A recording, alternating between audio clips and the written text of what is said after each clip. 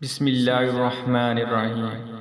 معزز ناظرین و سامعین، بی ایس کے اسلامک اسٹوڈیو کی طرف سے آپ سب کو محبتوں بھرا سلام۔ حضرت شیخ ابو صالح موسیٰ جنگی دوست رحمت اللہ علیہ ایک نہر کے کنارے وضو کر رہے تھے اور آپ رحمت اللہ علیہ کو بہت بھوک لگی ہوئی تھی کہ پانی کے بہاؤ پر ایک سیب بہتا ہوا آیا۔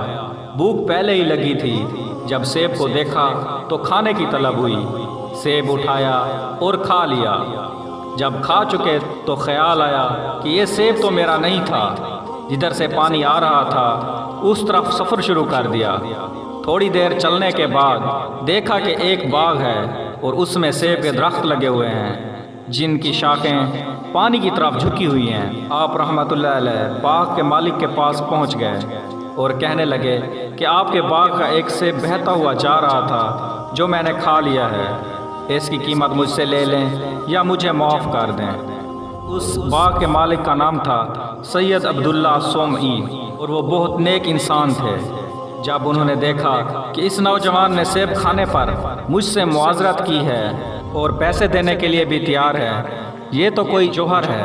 باغ کے مالک نے کہا 12 سال میرے پاس نوکری کرنا پڑے گی، اس کے بعد ایک شرط اور ہے، اگر وہ پوری کر دو گے تو میں تمہیں معاف کر دوں گا۔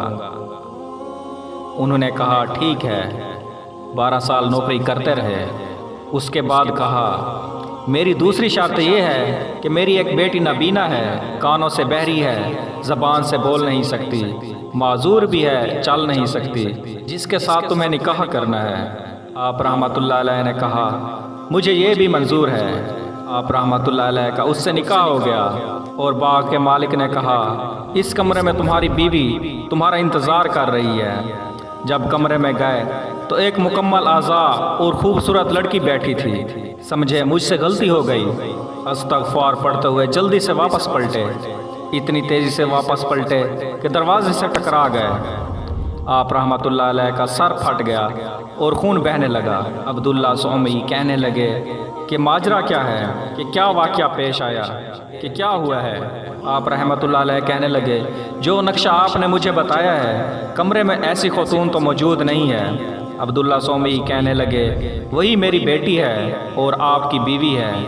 وہ بہری اس لیے ہے کہ آج تک اس کے کانوں میں غیر محرم کی آواز نہیں سنائی دی، اور نابینا اس لیے کہ آج تک اس نے غیر محرم کی شکل تک نہیں دیکھی۔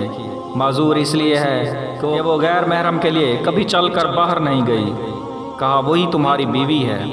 عبداللہ سومعی کی اس بیٹی جس کا نام ام الخیر تھا اور شیخ ابو صالح موسیٰ جنگی دوست رحمت اللہ علیہ کی بیوی، تو یہ صالح نوجوان اور صالح خاتون نکاح کے بندھن میں بندھ گئے۔ پھر اللہ پاک نے ان کو ایک فرزند عطا کیا جس کا نام حضرت شیخ عبدالقادر جیلانی رحمت اللہ علیہ رکھا۔